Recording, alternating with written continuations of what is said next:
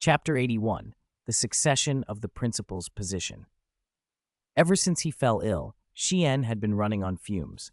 Potions could cure his cold and fever, but they couldn't replenish his drained spirit. He was increasingly prone to drowsiness, sometimes feeling dizzy after walking only a few quick steps. Yet in contrast, his transfiguration had already progressed significantly. Transfiguration. Proficient 1000. The proficiency of the proficient level was enough to let him flexibly transform inanimate objects into living things. The panel described it as in-depth intermediate transfiguration. Xian guessed that advanced transfiguration must involve transforming living things into other living things. Professor McGonagall had also introduced him to an even higher tier, the vanishing spell. Evanesco, one of the most difficult charms that showed up on ordinary wizarding level exams. In the 5th year, McGonagall had her class practice the spell using snails. Because snails are invertebrates, the challenge wasn't as great. To vanish a mammal would be much harder. Fire burned low in the hearth. Professor McGonagall held a cup of hot tea while Xian, sitting across from her, diligently wrote the extra essay she'd assigned, Doppelganger. Even though he'd expected transfiguration to be broad, Xian couldn't help but feel surprised. By common reasoning, transforming living things into inanimate objects was intermediate transfiguration, and turning inanimate objects into living things was in-depth intermediate transfiguration. But transforming oneself into an inanimate object skyrocketed the difficulty. For example, when a Death Eater visited Professor Slughorn under cover of night and tried to abduct him to see Lord Voldemort, he transformed into a sofa to avoid detection. That kind of feat belonged to advanced transfiguration because it touched a principle noted in the first rule of Adalbert Waffling's magical theory, wantonly tampering with the deepest secrets, the source of life, the essence of the self, must be prepared to bear the most extreme and dangerous consequences. This principle dealt with the essence of the self form. Xian had previously linked that warning with Horcruxes. He hadn't expected it to appear in Transfiguration as well.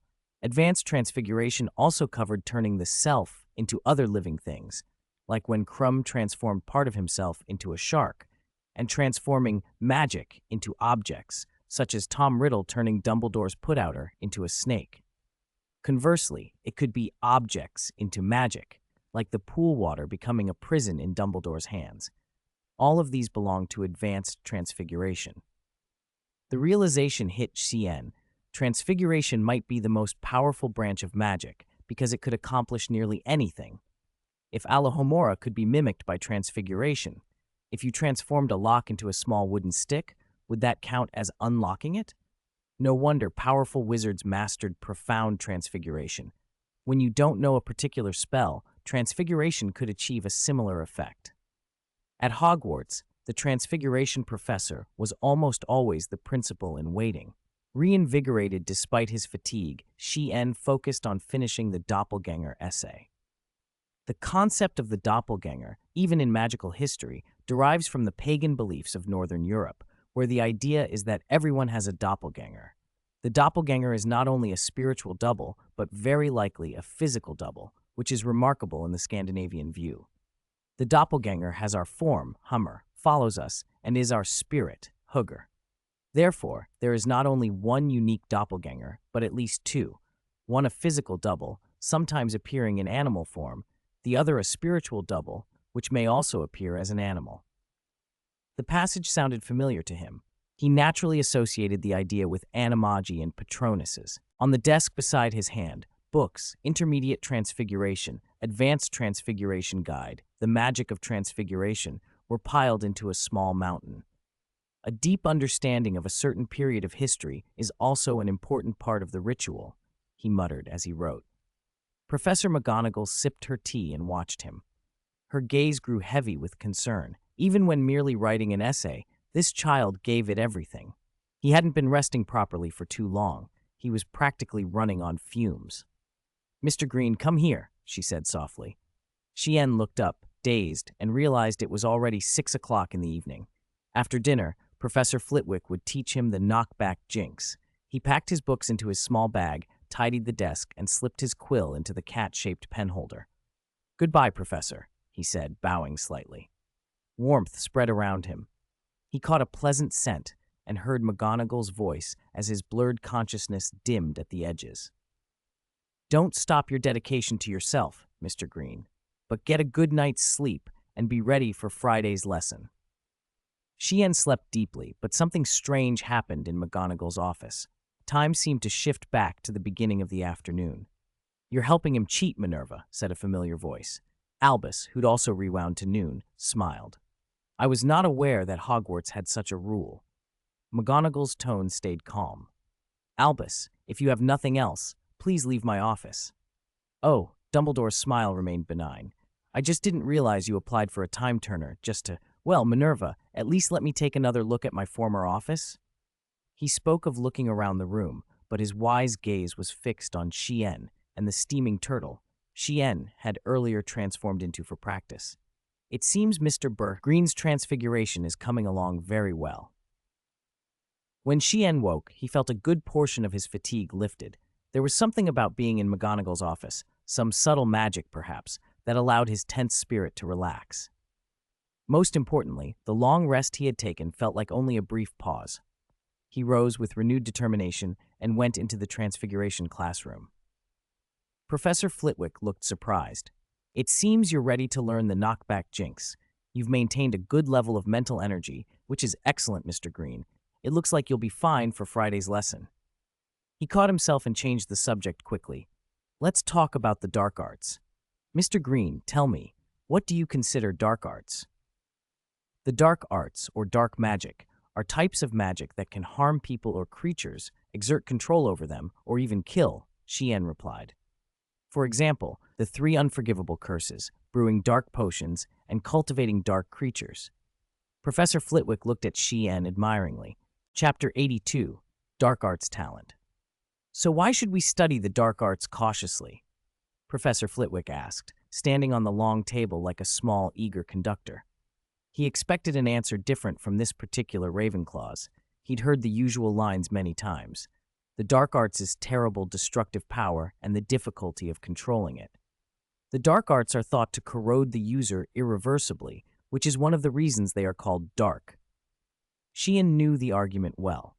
The original texts had been explicit. Dumbledore had pointed out that committing murder using dark magic could damage the soul. He'd told Snape that Malfoy's soul was not yet so badly damaged, implying he hadn't killed anyone, yet. The implication was clear. Extremely dark spells like the Killing Curse could wound the soul. Creating Horcruxes went further, splitting the soul itself in the unnatural pursuit of immortality. And, Chien continued, just as all spells require clear intent to work, powerful dark magic often requires malicious intent to be cast successfully. Flitwick brightened. This point had impressed Chien even more. To use certain dark arts properly, one needed genuine malice, a dangerous thing for an inexperienced young wizard. An excellent answer. Flitwick could hardly hide his delight. Remember, Mr. Green, the dark arts are varied, numerous, ever-changing. Fighting them is like fighting a hydra. Cut off one head and another, more cunning appears. What we face is unpredictable and persistent. But his tone softened. The dark arts are a tool. In the hands of someone with ill intent, they do harm, but ultimately their effect depends on the user's purpose. Flapendo! He flicked his wand.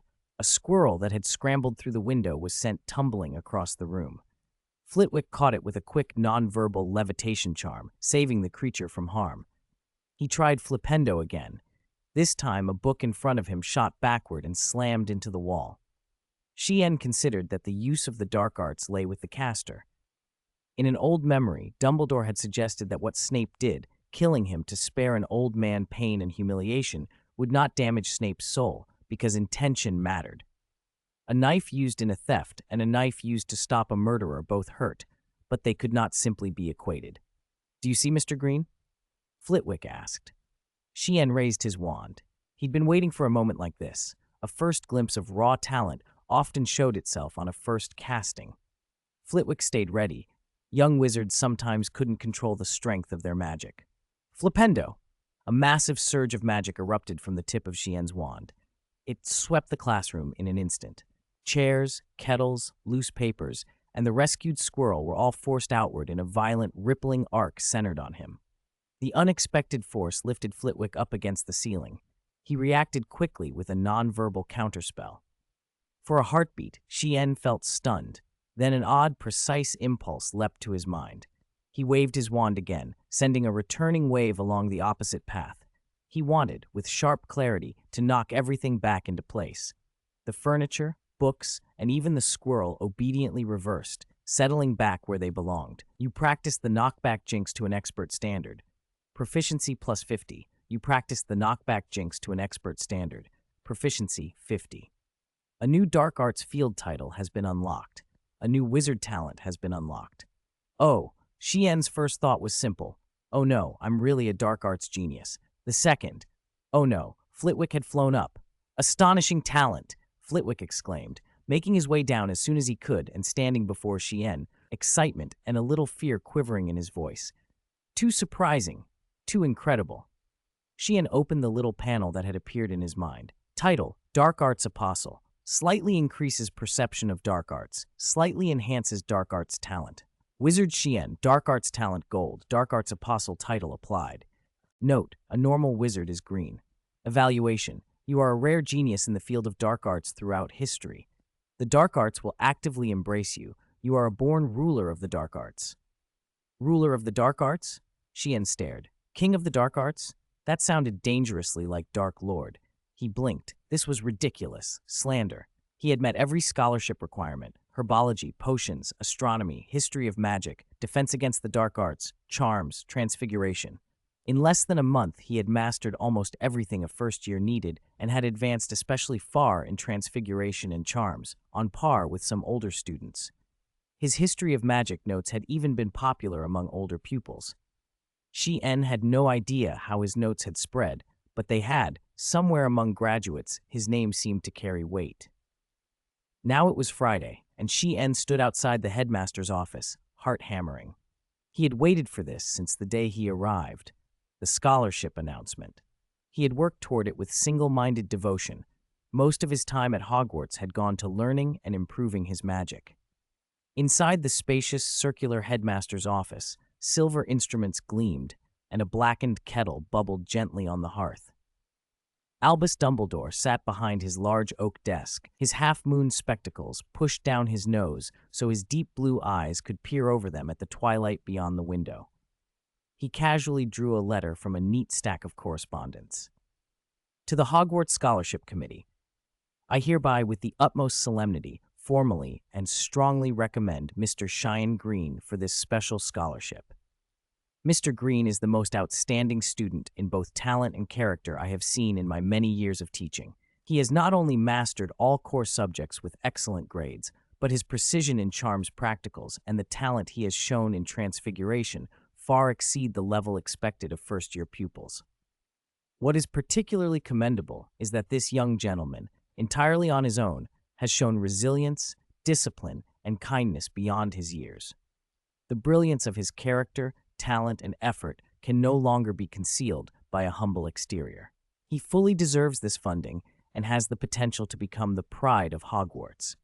Minerva McGonagall, Hogwarts Deputy Headmistress, Head of Gryffindor House. 83. Author's Note on Launch. Chapter 83. On Sale Remarks.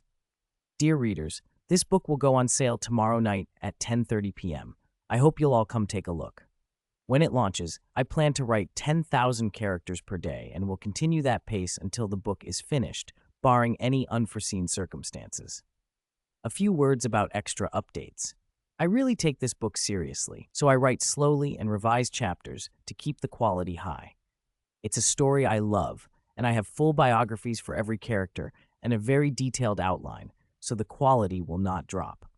For extra updates, every 500 monthly votes will add one update, and every 1,000 new first subscriptions will add one update. I won't ignore the votes you've already given. They're precious to me, and I'm truly honored you use them on my work. Because of that, I will add 5 extra updates during the second week after the book goes on sale. And for those of you who can give recommendation votes, I bow my antlers to you. Bang, bang, bang. This note feels a bit short, so I'll include a little story I wrote. Leisure readers can enjoy it for fun. A short story from the forest. As everyone knows, I live in a mysterious place called the Chidian Zoogia Forest. The animals here cannot survive unless they sit down and write, because only when the forest recognizes the words they write will it drop the magic pods, the only food in the forest. So besides wandering, chasing, and sunning themselves, the animals spend most of their time sitting and writing or drawing on dirt, sand, or stone slabs, using stones, branches, or hooves. I am one of them. In the forest, the most respected creatures are the sacred Bianji. They are the guardians of the forest and the best allies. Sometimes they are captured by Jomo and disappear for 2 days, but they always bravely defeat Jomo and return to help everyone. If a rabbit gets the card plague, a terrible affliction, the Bianji will help cure it. My Bianji is the great Liu Xing. He treated all my card plagues. Liu Xing Bianji is one of the most diligent and powerful of his kind. He has exceptional sight and can find animals quietly writing stories that no one else has noticed. He gallops through the forest year-round to help creatures in time. Still, the Bianji admit they sometimes feel sad when some animals have unfinished endings or when some animals turn into cocoons. Whether a tail rots away or someone retreats into a cocoon, it means they temporarily vanish from the forest. When that happens, the Bianji light pod vines on the night of the full moon and softly chant the ancient full attendance spell, trying to summon back the fading Zoogia souls. I once saw it myself. That night, the vine light cast a green glow over the whole forest. Dew condensed on the Bianji's antlers and fell onto the soil like falling stars. But the spell remained incomplete. The wind suddenly stopped and the fireflies scattered. After that, I began carving every disappeared name into a stone slab, stroke by stroke, afraid my memory would rot away too. Over time, to survive, everyone slowly learned to help one another. I still have some friends alive, so I'll secretly write their names here. Mr. Owl, who writes day and night with his claws. Mysterious, the demon also wants to be a supernova, a brand new dual sequence Earth explosion heavenly star. Mr. Cat, who loves dungeons and carves words with his sword. Goblin Slayer who smashed through the dungeon. Too many elements. D&D, King of the Great West, Monster Organs, Chosen One. In short, it's the story of an adventurer from the bottom of another world who slays his way to legend and walks the path toward godhood. Of course, he also got a little help from the Golden Finger panel. The mountain god, who often writes on the cliff face with his eagle beak. Greek mythology, god of the cave. Every name is an undying lamp. Carved deep into stone, sweat fills the cracks and grows along with the moss. I know that as long as the words remain, they haven't truly vanished. This is a short story from the Chidian Zoogia Forest. I walk and stop, and the mountain god asks me, "What are you thinking about?" I didn't hesitate. I want to eat pods. So, dear readers, can you give me a first subscription? Professor McGonagall did not answer.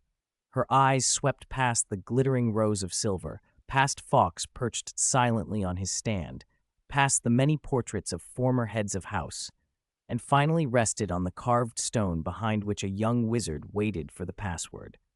The headmaster's office sat on the 8th floor of the castle, and just getting that far had used up a great deal of Shi-En's energy. He stood before the gargoyle at the entrance, bracing for it to demand a password, but before he could catch his breath, the gargoyle leapt aside. Shi-En blinked in surprise as the wall behind it split open to reveal a spiral staircase that began to rise by itself. What about the password? Lemon sherbet, fizzing whizbees, cockroach clusters? Had Dumbledore not told him one because there wasn't any? Shi-En shrugged inwardly and stepped onto the moving staircase. It hummed quietly, and a flutter of anticipation and nerves ran through him. He wondered wryly if this could be called the Wizarding World's elevator. As the stairway carried him upward, his mind drifted. The Wizarding era always felt oddly out of step with the present. When telephones had become common, it was hard to imagine the Ministry still sending paper owls. It wasn't that magic couldn't reproduce such conveniences, more that wizarding attitudes did. Wizards had long scorned Muggle inventions, so they rarely bothered to understand Muggle science. Lost in thought, Shi-En watched as a gleaming oak door came into view, its handle a brass knocker fashioned as a hippogriff. Before he could touch it, the door swung open of its own accord. Professor McGonagall automatically drew her wand, not noticing the pale, kindly eyes that twinkled behind half-moon spectacles. The headmaster's office was round and unexpectedly spacious, but it didn't feel cold. Things moved and whispered in every direction. Mr. Chien Green, a portrait with long silver curls, said gently. Headmistress Derwent, Chien replied, stopping and inclining his head. The silver hair and warm smile told him who she was. Headmistress Dilys Derwent, once a healer at St. Mungo's as well as head of Hogwarts, one of the most distinguished figures in the school's history. Her portrait still took part in school business, and Chien remembered learning that she had assisted Dumbledore in studying the conversion properties of blood curses, pointing out how fundamentally different those spells were from animagus transformation. Powerful wizards were adept at transfiguration, Chien thought. After Voldemort's fall, Headmistress Derwent had even cried tears of joy in her frame. She had clearly been a remarkable woman. Disturbing my rest, all for some obscure Ravenclaw, came a sneer from another portrait. Headmaster Black had a contemptuous air about him. In his day, he claimed to have unified the four houses, an achievement even Lord Voldemort had not managed. At his remark, the portraits around the room stirred from their dozing and joined the discussion in a rustle of whispers, some gentle, some sharp. Only Headmistress Derwent frowned. Out in the corridor, things were no calmer. Madam, you know how much Little Green has sacrificed for this. Oh, those portraits, especially that arrogant Black. If he says anything that hurts Little Green's case, madam, a knight would never stand idly by. Sir Cadogan had somehow mounted his toy pony. His armor gleamed, his absurdly long sword hung at his side. His knees were scuffed from falls, but none of that stopped his surge of bravado. Farewell, he cried, and charged into a neighboring painting of sinister monks by the headmaster's office. Farewell, my comrades. If you require noble hearts and strong arms, summon Sir Cadogan. Oh, my sir. Madame Violet's eyes were misty, and the fat lady nearby called out with a mix of annoyance and excitement. Sir, remember to kick him hard in the head with your boot. Inside the office, Chien listened as the pompous portrait continued. He offered a soft, in response to the arrogant headmaster. Rude fellow, I propose. The portrait was saying when, without warning, a shouting knight like a raging bull burst from a painting and actually knocked Headmaster Black off his frame. The little pony, ungovernable as ever, sent Black skidding to the very edge of the circular room. Watch closely, Little Green. This is what a knight's courage looks like. For a moment, the air seemed to still. Even the whispering portraits quieted to watch the chaos. Where had this raging knight come from? Only Dumbledore's smile remained untroubled. What is the meaning of this? Professor McGonagall rose at once, indignation on her face. With a sharp flick of her wand, she pushed the painting of Sir Cadogan and his pony out of the headmaster's office. Sir Cadogan, still pounding and shouting in his painting, bawled, 10 centuries of wisdom cannot be stopped even by the headmaster's office. This is a fist forged by 10 centuries. Take that. As the frame slid away, he kept up his invective. Big Cat, even if you banish me into a troll picture, I'll fight that stupid thing in hell. He's truly a brave knight, Headmistress Derwent said approvingly. Chien moved as if to follow McGonagall out, but a soft, low whisper stopped him. He fell in place obediently, thinking the professor would take charge. At least he couldn't let Sir Cadogan's efforts be wasted. The absurd little interlude was as sudden in its end as it had been in its beginning. Dumbledore blinked once, composed as ever, and then Chien walked toward the pile of exquisite floating letters.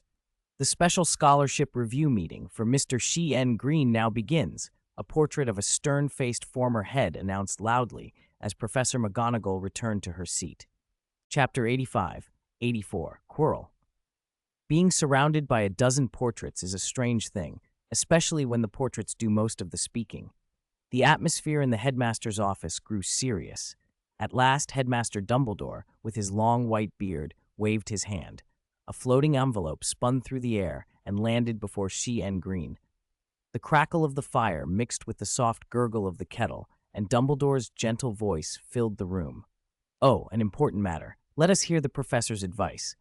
A tense hush fell. Chien remembered that scholarship awards were decided by the headmaster, who balanced academic progress and the professor's recommendations. The envelopes must contain those evaluations. He hadn't expected the process to be so formal, but this was a substantial sum. With a soft rip, the first envelope opened and a familiar, firm female voice read aloud. I, with the utmost solemnity, formally and strongly recommend Mr. Shi-En Green for this special scholarship. He fully deserves this funding and has the potential to become a great pride of Hogwarts. Minerva McGonagall, Deputy Headmistress of Hogwarts, head of Gryffindor House. McGonagall nodded slightly to Ci-En. Her eyes softened. Dumbledore blinked. The portraits murmured. Everard, his old headmaster's portrait, stroked his white beard and, peering from beneath a black hat, said, "Give it to him." The second envelope opened, and a colder voice spoke. The office held its breath. The third envelope opened naturally after that. As head of Hufflepuff House and professor of herbology, I wholeheartedly recommend Mr. Jean Green for this additional scholarship. In those dark, cramped days, he stubbornly found his way out of life. Now that he thrives, why shouldn't we sow a little more sunshine? Sincerely, Pomona Sprout. In the greenhouses, Professor Sprout glanced toward the castle and smiled. She waved her wand. A light, nourishing rain fell over the roots of the plants. Very good," she murmured. Next year, the plants would be even stronger. One by one, the evaluations followed. Dumbledore steepled his fingers, while each professor's high praise for this young Ravenclaw sounded in turn. The portraits, momentarily stunned, watched Shi-En with clustered curiosity. Mr. Green, of course," came a stammering voice, small enough to make Principal Dilys Derwent frown. Sensitive to the presence of the dark arts, she had long found the Defense Against the Dark Arts professor subtly disturbing. When Quirinus Quirrell's voice trembled over the hall, Shi-En felt his stomach tighten. He knew his Defense Against the Dark Arts notes had always been top-notch, but Quirrell's thoughts were opaque. Perhaps even he did not fully know them. I recommend Mr. Green. He is excellent in Defense Against the Dark Arts. His talent should be noticed. He needs this scholarship, needs to be seen, even if only once, so I recommend him to receive. The stammering spilled out. To Shi-En, it felt like being struck. The letter had come from Quirinus Quirrell, the awkward, frightened, but clever and earnest Ravenclaw, not from whatever darker thing might hide behind him. McGonagall had said 3 professors' recommendations were sufficient, and Quirrell hadn't even been expected to take part, so the presence of his endorsement was almost unbelievable. Far away in his classroom, the nervous, oddly handsome Professor Quirrell sat with a neatly kept defense notes at his elbow. Today his usual pain was absent. His hollow stare had sharpened for a brief, resolute moment. A struggling, capable student needed help, and some courage, wherever it came from, had forced Quirrell to put pen to paper. "What if it's just me?" His voice had started, trembling. "Useless thoughts, my foolish servant, full of absurd ideas about good and evil," came a cold, cramped whisper in his mind. Quirrell clutched his temples, eyes watering, and swallowed against the voice. "There is no good or evil in this world, only power, the delusions of those who lack it. Remember this, if you ever do such a foolish thing again," the other voice hissed. He trembled, his face contorted, yet he did not scream. "One wrong choice can lead to permanent tragedy," he whispered to himself. Dumbledore's gaze drifted, distant and unreadable. The portraits used to gossip and squabble were unexpectedly quiet. Here, every single one of the professors had given glowing reports. The scrutiny in the portraits softened, then turned to excitement. "This is truly remarkable," one muttered. Dumbledore tapped a silver instrument on his desk, and McGonagall called, "Silence, please." With that, Dumbledore rose. "Given Mr. Shi-En Green's achievements and the qualities he has displayed in his magical studies, I declare." He waved his wand, and a neat, wrinkle-free little pouch, exquisitely wrapped, floated before Shi-En. "Mr. Shi-En Green, you have been awarded this scholarship." The portraits burst into applause. Dumbledore clapped, quietly delighted. Sir Cadogan, always keen to be involved, let out a high shriek from behind the office door, and even tumbled Lady Violet into a fit of indignation. Shi-En took the pouch in his hands. A wave of tired, eager, earnest Hogwarts time washed over him. This moment not an ending, but the opening of another chapter. Dumbledore leaned forward, brow warm with benediction. "When you stand on the threshold of the finest stage of your life," he said softly, "you will be drawn toward the unknown. Child, The real danger is not walking into the unknown, but refusing that call. He smiled kindly and held out his hand, a gentle signal for Xian to open the pouch. Xian obliged. The moment the pouch fell open, he froze. Chapter 86. Harvest 1,200 galleons. He couldn't remember it being that much. "Oh, take it, child." As if expecting Xian's confusion, a note slipped out of the bag. He looked up to find Headmaster Dumbledore winking at him. Hogwarts really was rich. Xian silently tucked the bag away. It was a valuable thing. Alchemy skin and complicated alchemy had kept its price high, and now his small black pouch was full of treasure. An undetectable extension charm bag containing 1,200 galleons, some potion notes from a master, and a yellowed, stubbornly durable letter. Xian had never felt so light on his feet. Golden sunlight streamed through the great windows onto the old stone walls, warm and tangible. The moving portraits along the corridors were as lively as ever. A powdered wig wizard dozed in his frame with a busy bee perched on his hat. In the next, a lady and her cat hummed off-key, while a little satyr played a tune on a flute across a painted landscape. Then a reckless knight on a pony burst through, clearing a path. "Little Green." Xian froze at the familiar shout. "Thank you for your help, sir." "It is nothing." Sir Cadogan seemed to have heard what he wanted to hear, and humming a brash tune, he rode off. The fat lady nearby chuckled softly. "Sir Cadogan, he does enjoy the spotlight." Madame Violet's cheeks were still flushed. She watched the knight go by with bright eyes. He might be ridiculous, but when a noble heart and stout courage were required, the knight always answered the call. That was the same Sir Cadogan who had volunteered when the fat lady's portrait had been slashed by Sirius Black, and who had loudly cheered on Harry through the Battle of Hogwarts, ready to fight to the last. Xian watched him go, feeling something complex and fervent inside. He quickened his pace until the wind whistled in his ears. Inside the Transfiguration classroom, Professor Minerva McGonagall had watched him approaching for a long time. Relief flickered in her eyes, but her brow stayed furrowed and her stern face took on a depth of feeling. As ravens flew by at dusk, her soft murmur was swallowed by their calls. October was arriving. The weather cooled, rain came more often, and nights grew darker, but mud, wind, and storm could not quench the warm fire in the common room hearth. When Xian reached her, McGonagall's severity softened. "There's no Transfiguration practice today. Rest, Mr. Green." She stopped, and catching the faint upward curve at the corner of his mouth, spoke in a voice gentle but firm. "Life is a long road. Along it you will endure hardships, Mr. Green. So whatever you do, keep that hopeful smile." Later, in the same room, McGonagall sat writing a letter she had not needed to write for a long time. She preferred action to paperwork, but this time she intended to contact the Hollisey orphanage. Her eyes were downcast, and her quill flew across the page. "Minerva, I haven't seen you write a letter in ages." Dumbledore's voice came from somewhere in the room. He was unusually gentle, almost probing. McGonagall paused, the quill hovering. "Forgive me, Albus," she said. "Unless you, like me, have seen that barren soil with your own eyes, you cannot know how far that child has come. He has walked a very long road, gritting his teeth. A lonely child. A child without family. A child who had crawled out of cold winter and empty soil." McGonagall saw in his frail form nothing but a tenacious, kind heart. Outside, rain fell, and the sky was as dark as spilled ink. Inside, the castle glowed. Firelight caught soft armchairs where students read, chatted, and worked. Fred and George Weasley were conducting a rather noisy experiment to see what would happen if a fire salamander ate filibuster fireworks. The salamander, a bright orange-red creature they had rescued from care of magical creatures, sulked on the table while a crowd of curious faces watched. Xian took the odd letter from his bag and smoothed it open. The elegant handwriting leaned in strange ways. Viewed from one angle, it looked like a child's scrawl. From another, it read just fine.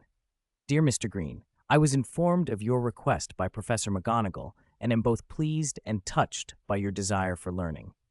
Honeyduke's lemon sherbet may sweeten the tongue, but a diligent heart seeking knowledge is the true light of the wizarding world. Regarding your wish to remain at Hogwarts over the summer, I have considered it carefully. I am pleased to inform you that permission to stay will be granted under these conditions. You must continue to demonstrate excellent magical proficiency. This will be the primary criterion by which you are judged. You will obtain personal letters of recommendation from at least 3 subject teachers, including your house dean, attesting not only to your talent but to your sense of responsibility and teamwork. You will undertake at least one special contribution. Whether assisting Madame Pince in arranging books or caring for and protecting magical plants, I wish to see how you turn your talents into actions that benefit others. Greatness in the magical world has always gone hand in hand with responsibility.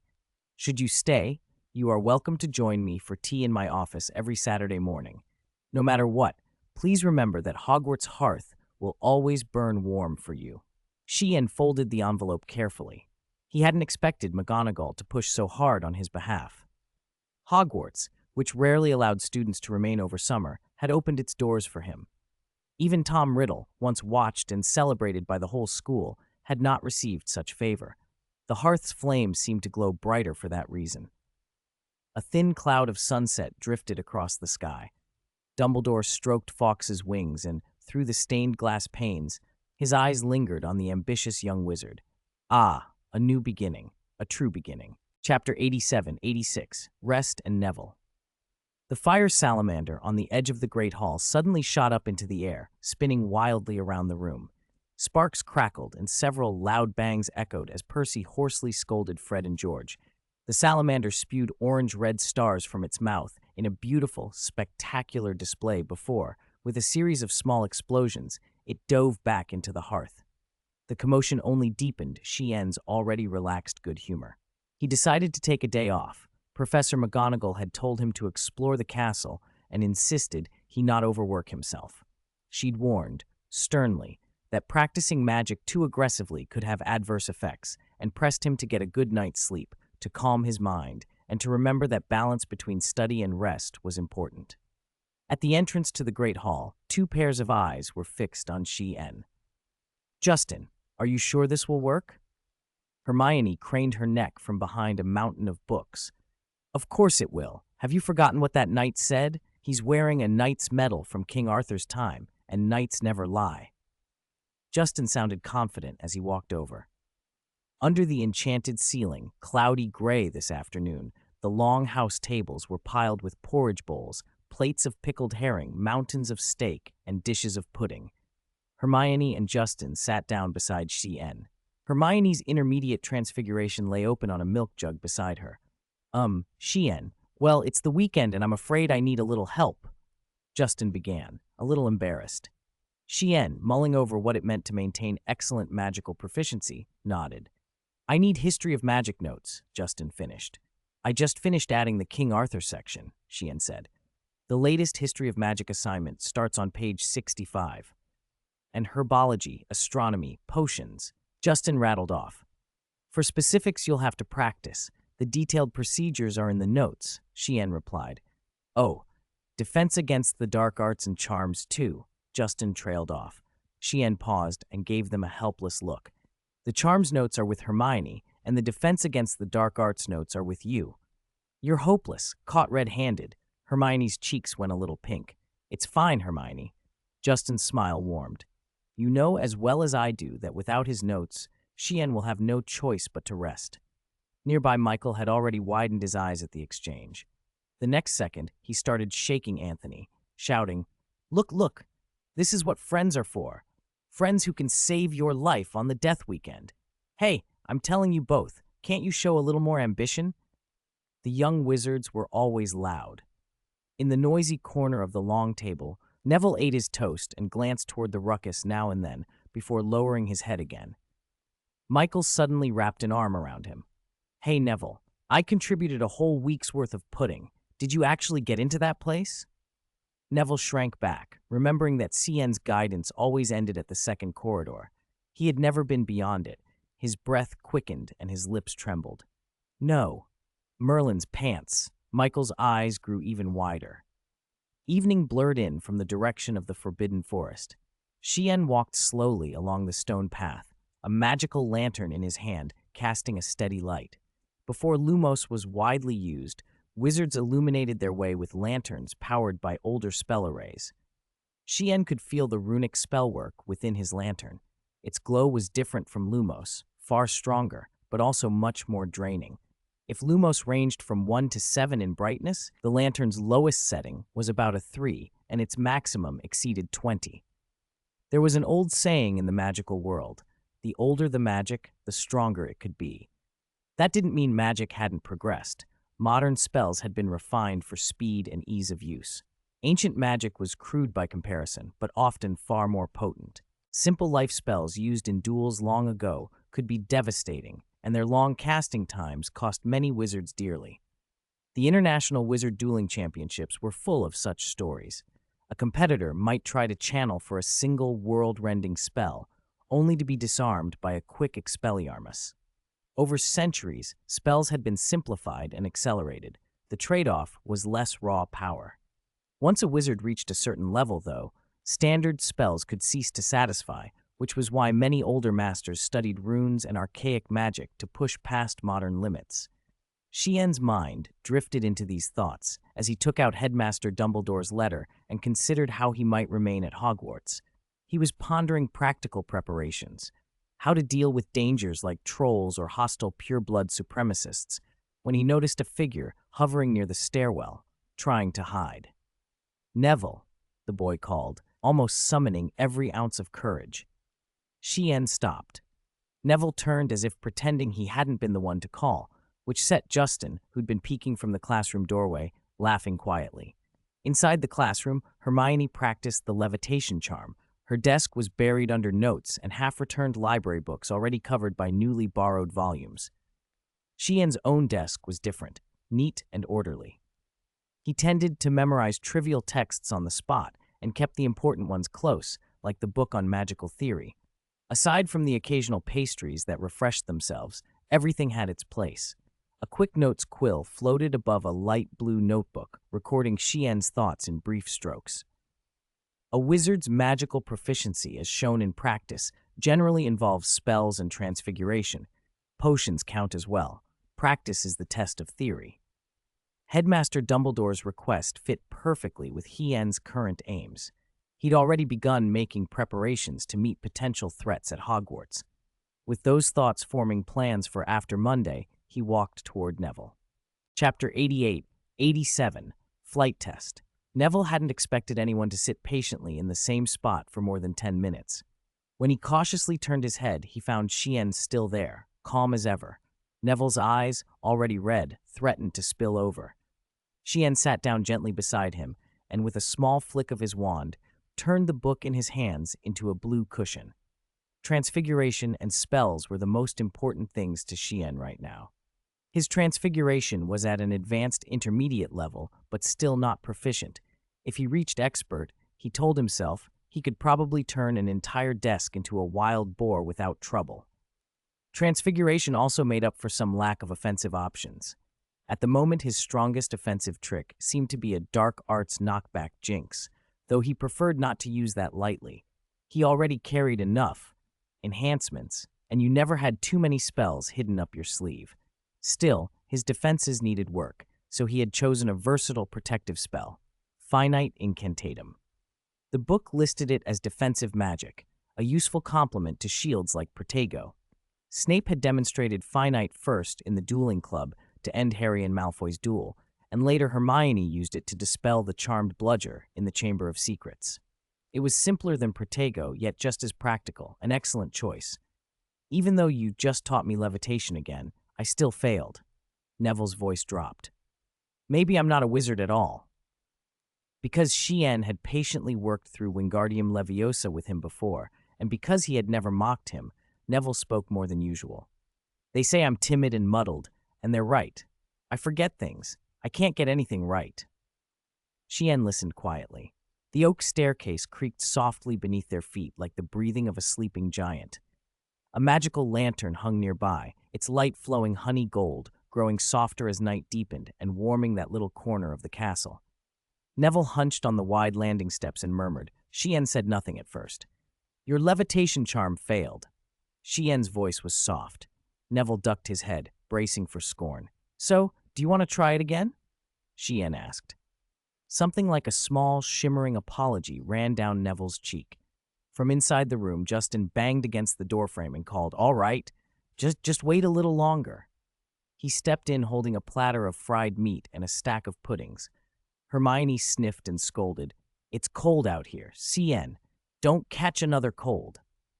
Another Gryffindor drifted into the makeshift classroom. It became a common sight, Hermione fussing over Neville while CN taught, Justin drifting in and out of the back kitchen, bringing odd plants from the greenhouses or inventions from his baking. He'd made something he dubbed every flavor pudding, 6 different flavors at random, and Hermione rolled her eyes before polishing off 2 helpings. On Saturday morning, Chien sat on the lawn, Professor McGonagall's notes in his lap. The black lake on the castle's south side lay like a dark, still mirror. Chien knew Hogwarts' knack. Drainage emptied into it, and that it sheltered giant squid, Grindelwald, and merpeople. A black dot in the sky drew closer, and Madame Hooch settled from her broom, sending a breeze that smoothed the grass. "Good morning, young wizard," she announced, dismounting with efficient grace. "Flight tests start tomorrow afternoon. Remember to get your broom. Sleeping with it wouldn't be the worst idea." She wasn't joking. Some Quidditch players treated their brooms like possessions to be cherished. There was even a story about an Italian wizard who wanted to marry his broom and was predictably refused. The point was true enough. A wizard comfortable with his broom had an advantage in the air. "Understood," Chien replied, waving his wand. The cushion on the grass became a book again, and a summoning charm gathered his scattered quills and parchments into his bag. October was turning colder. You couldn't afford to be sloppy with your clothes and then catch a cold. Pinned by the memory of earlier muddled days, Chien followed Madame Hooch's advice and headed to the changing rooms. Passing the Gryffindor changing room, he heard the rush of voices and paused. Oliver Wood, captain of the Gryffindor Quidditch team, held up a large diagram of the pitch, his wand making arrows squirm across the board like live things as he gave an animated briefing. "We'll start training after the flight tests tomorrow. Let's crush Slytherin. Hufflepuff's nothing to worry about. Potter makes Ravenclaw a joke. This year, the cup is ours. We've got the best team ever."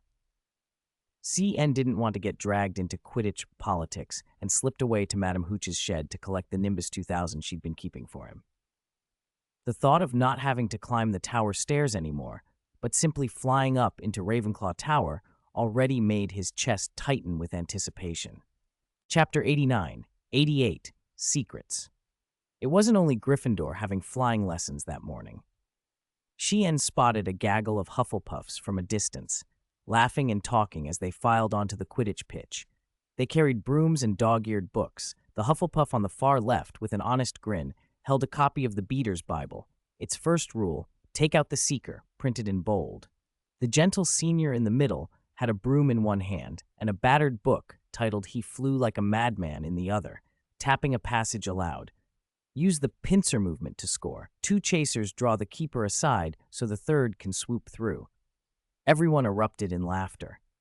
Chien wasn't sure whether Quidditch made Hufflepuffs a little mad or whether wizards and witches were simply predisposed to wildness. He kept his distance and slipped away. The Quidditch pitch in the early morning was wrapped in a thin, pearly mist. The stands were empty, except for a few owls preening on high perches. Dew beaded on the goalposts and occasionally fell in tiny round drops that pooled like mushroom caps on the soft grass. Chien, scarf pulled high for Ravenclaw, slid his intermediate Transfiguration book into his bag. The glossy mahogany handle of his new Nimbus 2000 flashed gold-red in the weak sunlight. He listened to the wind sweeping across the pitch, a hush that felt almost hypnotic. In the distance, a few owl calls drifted from the owlery, and a lone letter flapped lazily toward Hogwarts Castle. He was close enough now to see the castle itself. A fire burned brightly somewhere within, and Minerva McGonagall's stern face softened in the warmth of the thought, as if even she deserved rest once in a while. Chien should rest too, he thought. He'd earned it. "Young wizard, let me ask you a question." An owl, perched at the entrance, fluffed his feathers and fixed Chien with a bright, appraising stare. Mr. Owl always asked a question before admitting anyone. Chien knew the owl would let him in regardless, but he always answered anyway. Beside him, Neville trembled in the cold. "It's too hard," Neville whispered, voice shivering. "I can't answer." Chien sighed and handed Neville the steaming pumpkin juice he'd just taken from the Great Hall. "Justin's probably already told you the routine. Go on in." The juice warmed Neville's fingers and steadied him. He tried to smile, but shame and habit made him stammer. "I shouldn't. Be a bother." Mr. Owl, delighted, raised his voice theatrically. "Difficult question, mysterious question. Clever young wizard, why do the names Hogwarts and the nearby village both contain lard?" Chien had learned to take the owl's riddles seriously. He answered smoothly. "Hogwarts was founded around the 10th century, when wild boars were sacred. Favored by nobles in the hunting traditions of Western kingdoms, they were also symbols of spiritual strength among druid priests." Mr. Owl, satisfied, gave a deft little bow and stepped aside. The pale blue door slid open. Neville's eyes widened. He'd expected the owl to flap and snatch and make a fuss. Instead, the old bird bowed like a gentleman. "Good morning, Chien." Inside, Justin was tending a small, dirigible plum shrub, watering it carefully. Since Neville had arrived and brought a collection of potted plants, Justin had been given a few by Professor Sprout to help care for. The plum, an orange-red, radish-shaped fruit, hung upside down from the shrub. Chien remembered hearing Xenophilius Lovegood once claim dirigible plums improved your capacity for accepting odd things. The fire in the hearth crackled, chasing the chill from the corridor. Neville settled shakily into a soft wooden chair by the flames, feeling the warmth seep in. "What's that, Chien?" Justin asked, nodding toward a long-wrapped package propped against Chien's bag. A neat bundle of straight, dark branches peeked from one end. "It's a broom," Chien said simply. Hermione looked up from her book, eyes wide. "Cool," Justin gaped, then reached for a treacle tart he'd somehow produced from nowhere. He offered it to Neville, who accepted it with clumsy gratitude and sank it into his mouth as if sustenance could steady his nerves. The common room's long, battered table was cluttered with pots and jars of all shapes and sizes. A blackroot plant unfurled tender white leaves in one corner, while a handful of dittany seedlings shivered restlessly beneath a glass dome. "You want to see?" Justin whispered conspiratorially. Neville, embarrassed but curious, and Justin each slipped a finger under the paper wrapper.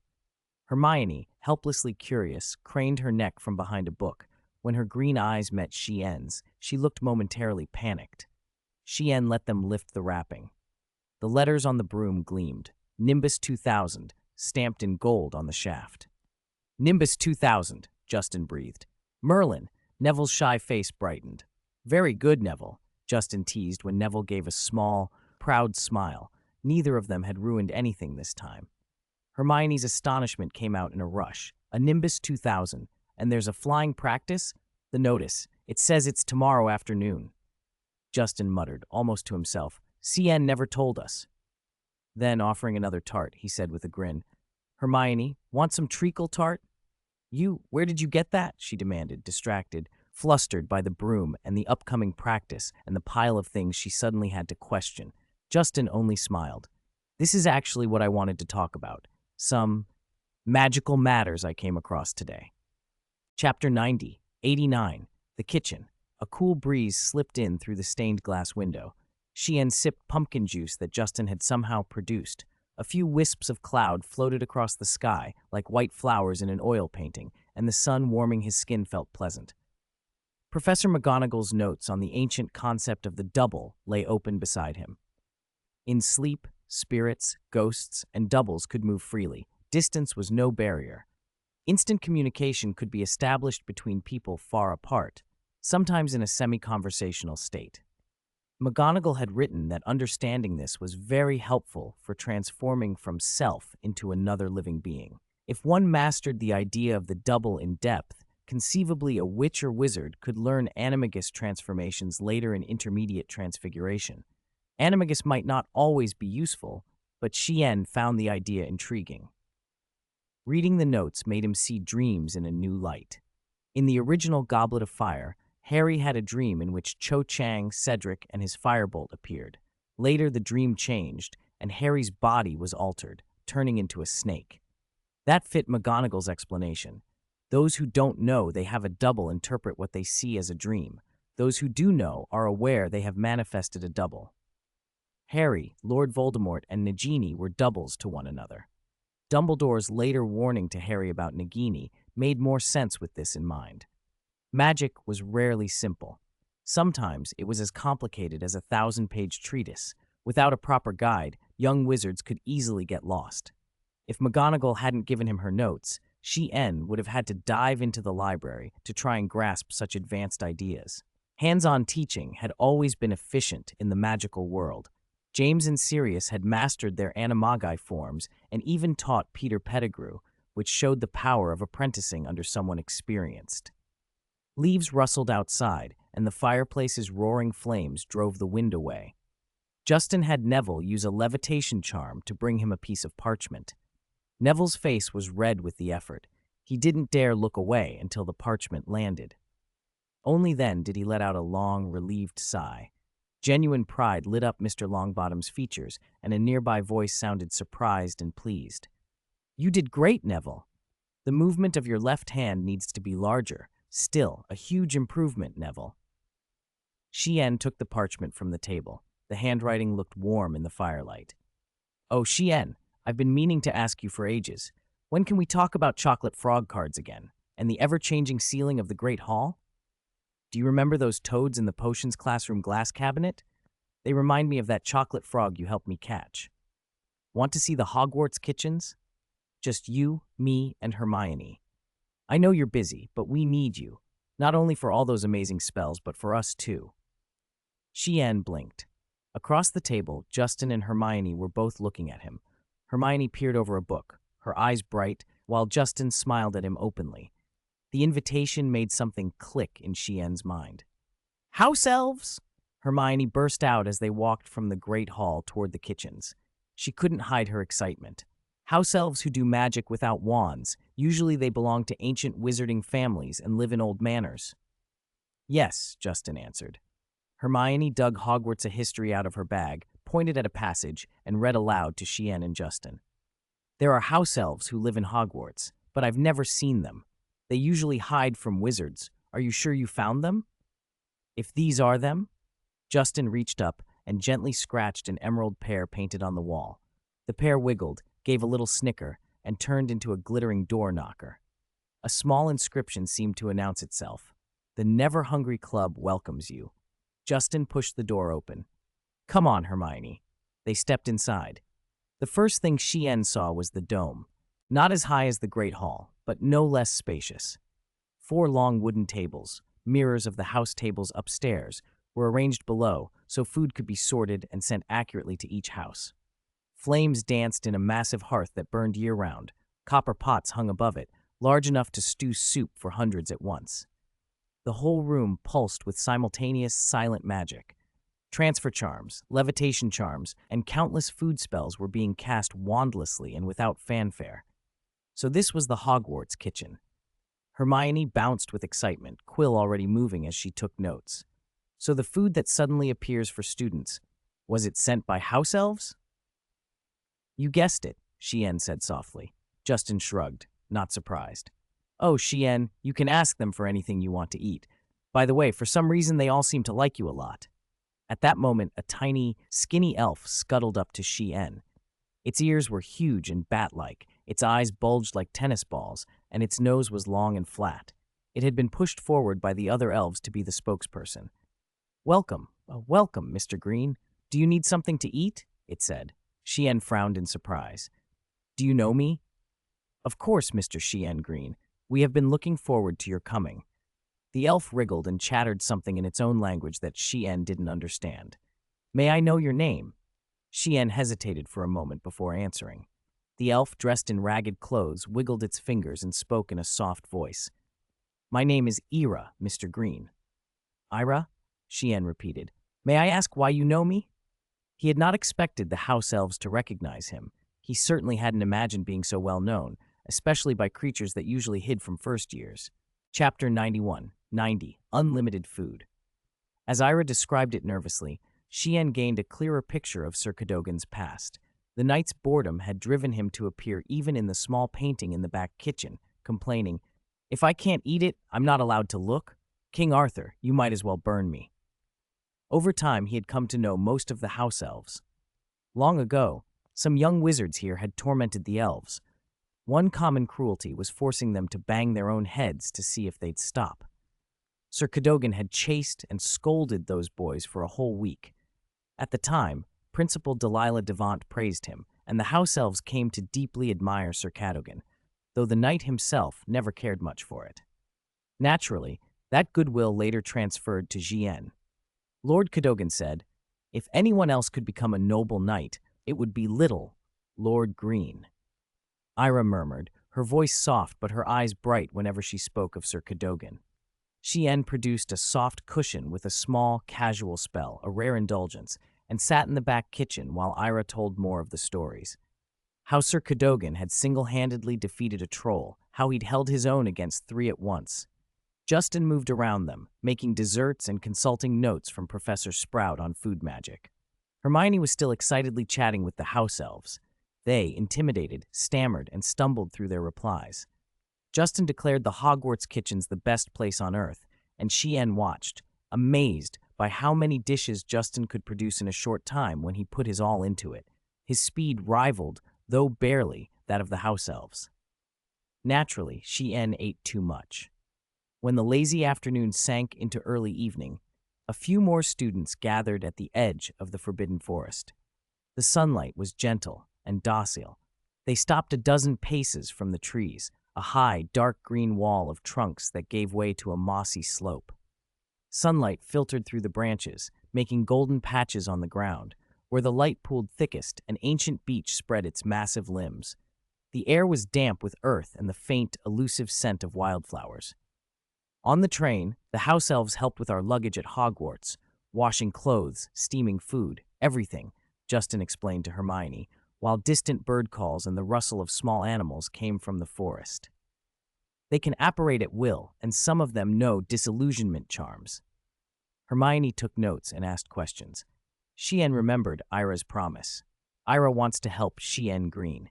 If Chien Green needs food or items, Ira can find them for Chien Green, as long as Chien Green calls Ira. He looked at the ring of anxious house elves and nodded silently. Later, he saw Ira surrounded by a small group of them. It seemed he'd earned the privilege of unlimited pumpkin juice, perhaps even unlimited food. After a while, Justin and Hermione's conversation drifted to the Forbidden Forest. "So many Gryffindors want to go exploring in there. I can't believe how stupid they are," Hermione said, exasperated. "At least most of them only think about it. Mr. Scamander was expelled outright. There were many Hogwarts legends about the famous magizologist, how he'd broken school rules by raising creatures, or gone into the forest with Leta Lestrange. But school rule-breaking was rarer than gossip suggested. Ravenclaws and Hufflepuffs hardly ever did it."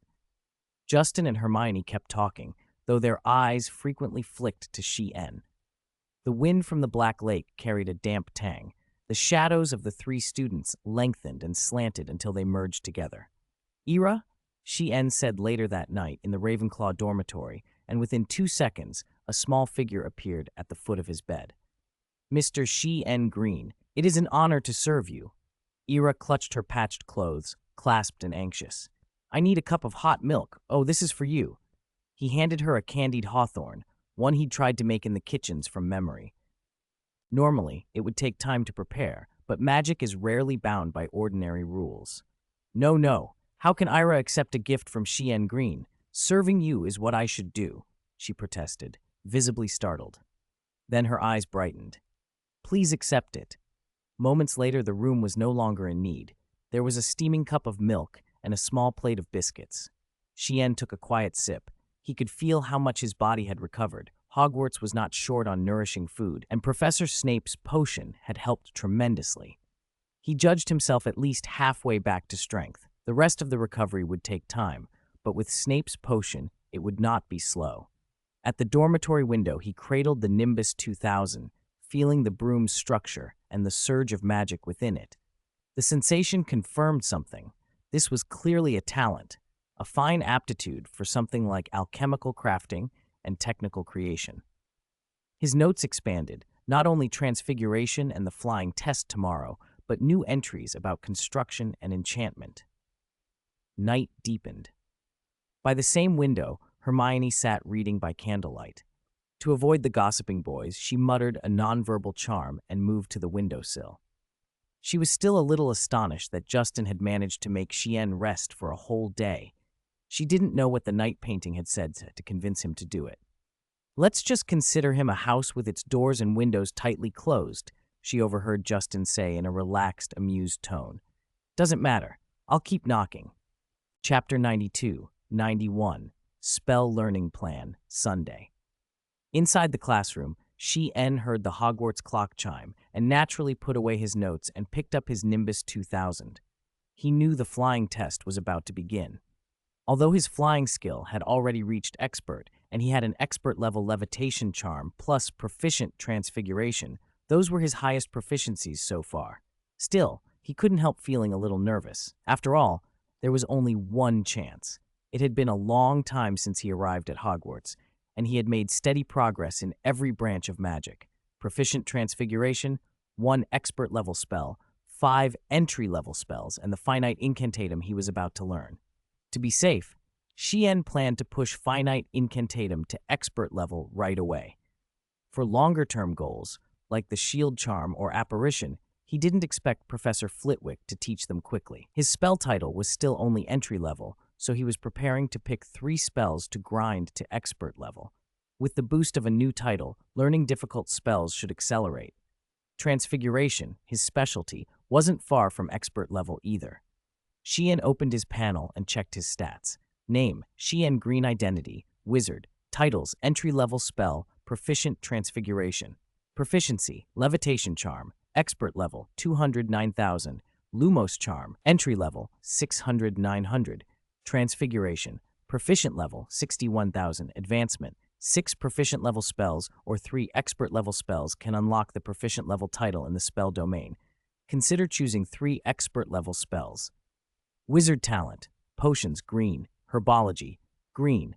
Spells, blue. Transfiguration, purple. Dark arts, gold. Flying, gold.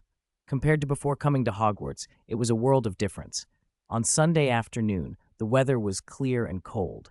Chien shouldered his Nimbus 2000 and went to the changing room to change into his Quidditch robe. It was still a school uniform, but at least it was warmer than his regular clothes. In the changing room, Harry and the rest of the team were pulling on bright red Gryffindor robes. Chien heard a familiar voice. "All right, lads," Oliver Wood began, clearing his throat to quiet everyone down. "And lasses." A clear female voice echoed, "And lasses." "Right, it's time," Wood continued. "We're going to have an important training session." "Every training session is for the moment we've all been waiting for," Fred said. George chimed in, "We already know Oliver's speech by heart." Fred and George looked at a bewildered Harry. "We were on the team last year." "Shut up, you two," Wood snapped. "This is the best Gryffindor team in years, and we must train seriously for the best chance." He glared fiercely at everyone, as if to say, "Otherwise, you'll be in for it." "We all know," one of them muttered. Fred leaned in and spoke softly to Harry, while Wood turned away. "Harry, you're the best seeker right now. No young wizard is stronger than you." George added, "And you've got the latest Nimbus 2000. Merlin, you're the only one in the whole school with it." Fred eyed Harry's broom with envy and made Harry flush. "All right, now pay attention to the tactics. Once that young wizard's flying test is over, it'll be our turn." Chien quickened his pace silently.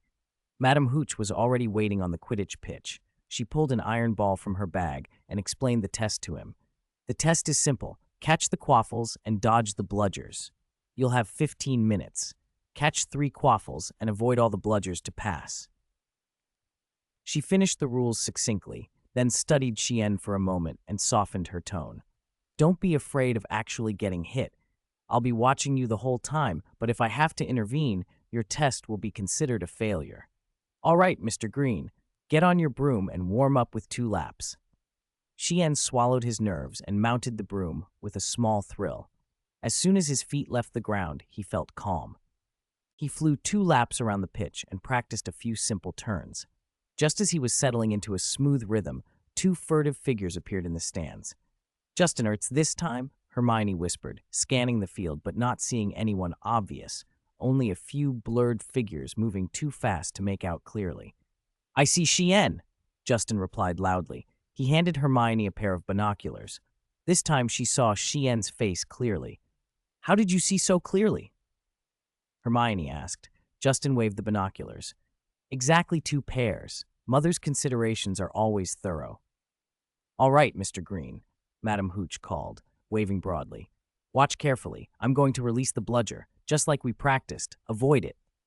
She tossed the ball high. It hurtled toward him. Bludgers are enchanted balls that race after players on the pitch. Historically, they were made of stone, and those heavy spheres could be shattered by the bats wielded by 15th century beaters.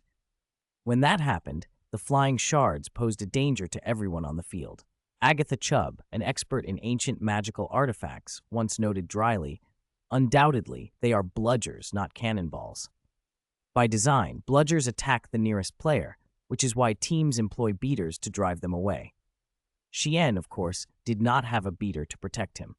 Chapter 93, 92, Passing the Flying Test. He needed more speed. Fortunately, the bludgers had been significantly weakened, which allowed Chien, who had a proficient level in flying, to avoid them with ease. The first quaffle. Madam Hooch released the leather quaffle, about 12 inches in diameter, and it darted out like a nimble bird. Chien locked onto its flight. The wind roared in his ears, and almost instantly, he triggered a braking spell. The Nimbus 2000 came to an abrupt, precise stop, as if it were an extension of his body, and Chien turned, leaving the bludger far behind. Only then did he understand the panel's description. Greatly increases the perception of magic in flying brooms, greatly enhances flying talent, slightly increases short-term burst power for flying. His magic surged. The power behind his acceleration spell spiked, yet he could still see the quaffle clearly and maneuver smoothly through the sudden burst. In less than 10 seconds, he caught the first quaffle. The standard allowance was a full 3 minutes. The quaffle adhered to his hand the instant he grasped it, held tight by the gripping charm invented by wizards in 1875. Chien swooped toward the ground and dropped the ball through the hoop in front of Madam Hooch. "Excellent!" Madam Hooch shouted. "The second one!" "Cool!" Justin in the stands pumped his fist. Hermione's face flushed with excitement. "That's terrifying," she whispered. "If I hadn't seen the notice and missed Chien's test, oh my, I would regret it for a lifetime," Justin said, breathless. Hermione rolled her eyes at him but watched Chien intently. The second quaffle proved faster and far more agile than the first, weaving around the poles. Still, it was nothing to Chien. "The third one." 2 minutes later, Madam Hooch's voice rose with renewed excitement. "Watch closely. Catch this quaffle. You still have 12 minutes. The flying test lasted 15 minutes. In theory, the 3 quaffles are released at 1, 5, and 9 minutes, but Chien clearly outclassed the usual students. He was more than twice as fast. Watching him, Madam Hooch felt her old Quidditch fire reignite. Normally, bludgers are at their fastest at the start, without beaters to accelerate them, and most candidates hang back until the bludgers slow before going for the quaffle. That's why there's a time limit. Chien, however, met the bludgers head-on, using extreme speed and precise technique to dodge them instead of waiting them out. Madam Hooch, caught up in the moment, cheered, "Believe in yourself, Mr. Green. Accelerate." Her enthusiasm surprised Wood and the others in Gryffindor. "Mr. Green?" Wood muttered. "Does anyone know him?" I might," someone answered uncertainly. Harry stared. C.N. Green, every first-year wizard knew the name. He earned excellent marks in almost every subject, was favored by Professor McGonagall, and could even earn a few extra points from Professor Snape. His infamous green notes had left a deep impression on the students. Ron would holler from the dormitory most weekends, "I'm going to die without green notes." "Oh no, I'll definitely die. Those long history of magic essays will finish me off." In the bright sky, Chien was already lining up for the final quaffle. He shook off the bludgers with another burst of speed and caught it at a velocity that rivaled the best seekers Hogwarts had seen. The crowd heard Madam Hooch clap and call out, "Excellent! Mr. Green, you passed the flying test with a perfect score." There were audible gasps in the stands. Justin nearly toppled from his seat. He was so excited. Hermione grabbed at his robes to steady him. "This, Green, Harry, tell me, is he a Gryffindor?" Hermione blurted. Wood looked stunned for a moment, then said, "He's a Ravenclaw." Harry confirmed in a whisper. "Well, Harry, we have to start training. Hurry!" Wood snapped into action. "Get familiar with your Nimbus 2000. You're still our strongest seeker." "Perhaps not," Fred said, watching CN land. "Another Nimbus 2000, George added. "That's surprising." "Feels a bit strange," Fred murmured. "Ravenclaw seems to be better than us," George said. "Are we going to lose the next Quidditch match?" someone asked. "Shut up, you two," Wood roared, and the twins fell silent, then shot glances at CN and winked. George took a second to understand Fred's meaning. "Go talk to him." Thank you, dear readers, for your monthly votes. The monthly vote bonus is currently 2 chapters. Because the plots of the next 2 chapters are continuous, Lou plans to post both chapters together tomorrow morning. This, plus tomorrow's daily 10,000 words, will be 7 chapters. Thank you again, dear readers. Chapter 94, 93, Alchemy. Amazing! Chien! 2 figures barreled past the Gryffindors and reached Chien before Madame Hooch could even react. Chien still held the quaffle in his hand. Madame Hooch hadn't yet issued his flying permit. "Oh, Chien, what would you like to drink? Honey lemon tea? Pumpkin juice? Hot cocoa?" Justin was juggling 3 steaming cups between 2 hands. Chien hadn't seen them appear, but he was fairly certain a house elf had materialized nearby. "Quick, wipe yourself," Hermione said, pressing a towel into his hands. She looked anxious. His forehead was damp with sweat. Chien took the towel as Madame Hooch approached, smiling. "Gryffindor, Hufflepuff, Ravenclaw?" she asked, and then placed a permit stamped with a red seal into his palm. "Enjoy your flying time, but be careful." Chien nodded. Justin and Hermione leaned in. "Merlin, is that the flying permit no one's gotten in 7 years?"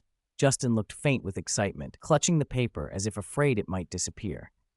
Chien didn't mind. He sipped the hot cocoa. The warmth chased away the cold, and the sweetness made him squint with pleasure. Delicious. Justin read the permit aloud while Hermione rolled her eyes. "He hasn't even looked at it yet." "Huh?" Chien blinked. Madame Hooch regarded the 3 of them with the interest of someone who had seen too many first years. The Gryffindor Quidditch team members nearby were less composed. "A flying permit, Fred. Remember? Our captain didn't get one in his first year," one of them said. George grinned. "Of course I remember. I heard he sulked for a whole month." "Shut up, both of you," Fred snapped. Wood's temper was practically lighting up the lawn. Harry watched Chien for a while. Before coming to Hogwarts, everyone had been calling Chien a hero. He tried not to let it go to his head, but the attention still made him lightheaded. Soon the conversation shifted to him, a wizard destined to do great things, a boy already respected by several professors. He kept to himself at Hogwarts. No parties, no games, few social appearances, but people overheard Flitwick and McGonagall in the Great Hall. "Mr. Green?" "Yes, Professor McGonagall. He's learned nonverbal spells." Harry remembered nonverbal spells being something taught to 6th years. Chien's diligence wasn't something to envy lightly. He practiced relentlessly in class, applied ice packs to his wrists, and spent long hours reading in the Great Hall. If anyone thought of interfering with him, the kids who had skimmed the cheap history of magic notes would warn them off. If you mess with Mr. Green and stop him finishing his green notes, Merlin, you'll regret it. In short, Chien was a hard-working genius, and it made the idea of catching up seem almost impossible. Even the Slytherins rarely spoke against him. The last person who tried had earned detention. "Harry, oh, you've got an important task," Wood said, bringing Harry back to attention. Wood had already given Harry several tasks before. Harry expected the same pattern. What he did not expect was the sudden urgency in Wood's voice. "Go see if Green has joined the Ravenclaw Quidditch team. If he has, we'll have to change our plans." Wood frowned. "Of course you're still the core of our Gryffindor strategy. Together, we'll still win the Quidditch Cup." The assignment hit Harry so fast he hardly had time to react, but he nodded, eyes wide. Meanwhile, Chien spread the permit flat. There was something almost magical about it. He placed it over his broom as Madame Hooch had instructed, and the broom seemed to accept the paper like a lock fitting its key. Chien felt the faint pull of a bonding charm, more complex than a simple link. It made him sigh. In that sense, Hogwarts was indeed the safest place. In the changing room, Chien changed quickly, but was halted as he stepped out. Can you feel the spell on it? A red-haired figure asked, darting forward. Xian nodded. Then another voice chimed in, and another red head flanked him. Then you'll be fascinated by the mysteries of alchemy, one of them declared. This is the best subject at Hogwarts. Unfortunately, you only learn it in 6th year, the other added. Unless you go to Beauxbatons, came a tease. There you can learn wonderful alchemy earlier. Master Nicolas Flamel came from Beauxbatons, didn't he? You've heard of him. But you don't really understand him, they said in unison. After all, he's lived for over 600 years. Xian recognized Fred and George Weasley, and their banter piqued his interest. So, Weasleys, how do I start? He asked.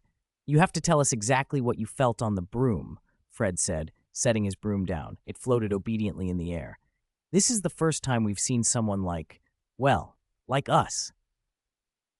Alchemy doesn't allow mediocrity, George added, raising an eyebrow. Xian thought for a moment and then pulled a notebook from his bag. From his very first contact with a broom, he had been recording his impressions. The night before the flying test, he'd almost disassembled his Nimbus 2000. He didn't fully understand its inner workings, but he could sketch a rough anatomy, list effects, and hypothesize possible spell combinations. He handed the notebook over. Fred's face went from intrigued to wide-eyed. He glanced at Cyan, then at the pages. Say, George, you have to see this. You must be an alchemy prodigy, George exclaimed. Fred added, pride evident in his tone, just like us. Chapter 95, 94, Familiar and Transfiguration. Xian, where did you conjure so many books from? Justin watched Xian step out of the changing room with a towering stack of books. Xian's hands moved faster than his thoughts. He began helping take a few. Xian was still picturing the chaotic scene inside the changing room. Fred had pulled an easy introduction to ancient runes out of the wardrobe. George had produced a magic script dictionary from where the brooms were kept, and tucked in a corner was even a magical phonetic table. It was hard to imagine Madame Pince's face if she had seen it. These are all beginner books on ancient runes, George shrugged. If you want to learn alchemy, you have to understand these first. Fred tossed another volume, Collection of Magical Glyphs, to Xian. But remember to return them. The due date is written in the book. Write Fred's name on it. And George's too, of course. Outside the changing room, faced with Justin's curious stare, CN decided a short explanation would suffice. They were lent to me by 2 older students. Justin didn't press. He was more interested in the books themselves, which looked very old. Even with Madame Pince's diligent care as librarian, the pages were yellowed and fragile in places. Hermione took the copy of the Introduction to Ancient Runes from Justin, the title instantly catching her interest. Xian tucked the magical phonetic table under his arm and walked toward the castle, the distant shouts from the Quidditch pitch punctuating the air. His hunch had been right. Alchemical work seemed to use ancient runes to inscribe spell sequences. This archaic script naturally carried more magic. To grasp its complex, precise, and profound craftsmanship, the first step was to learn ancient runes. At Hogwarts, students in 3rd year and above could take the subject, taught by Professor Bathsheba Babbling. Hermione had taken it in her 3rd year and done well. Reading these books during breaks from Charms and Transfiguration might be a good way to spend time, Xian thought. The weekend passed quickly. Xian got used to flying in from outside the castle to Ravenclaw Tower. Michael, by contrast, was nearly collapsing from the endless stairs. He would habitually look for Xian on the landing. A gust of wind announced Xian's entrance. Michael looked up and saw him descending elegantly from the top of Ravenclaw Tower. The sight drew gasps. Ravenclaw students were struck by his youth and handsome face. Is that a first-year wizard? I heard yesterday a first-year passed the flying test. Could it be him? No way that's Xian. He even had trouble with stairs before. Michael tried to convince himself, but when he noticed a Nimbus 2000 stored in the dormitory, everything else went quiet. He couldn't form a coherent sentence and finally blurted, "Teach me, Xian, please. I really want to learn." Climbing stairs was no longer an issue for Xian. He had been spending more time on Transfiguration, Charms, and Potions. In Transfiguration class one day, Professor McGonagall was unusually strict. "Today we will attempt self-transfiguration into living things," she announced. This is more difficult than making objects move. It requires greater rigor. If you make a mistake, any outcome is possible. She opened Xian's essay and nodded with slight approval. Then you should know, what is the easiest self-transfiguration? The animal corresponding to one's familiar, Professor, Xian replied. He had written in his paper, in many Celtic, Scandinavian, and Germanic legends, there is a direct connection between certain humans and animals.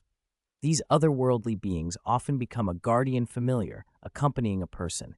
They symbolize a person's destiny and may possess both human and animal forms. If Xian's reasoning was correct, wizards would naturally have unique familiars, most notably expressed as animagi. For example, James Potter's familiar was a stag, reflected both in his Patronus and his animagus form. Since animagus is the ultimate form of self-transfiguration, a transformation aligned with one's true self should be easier.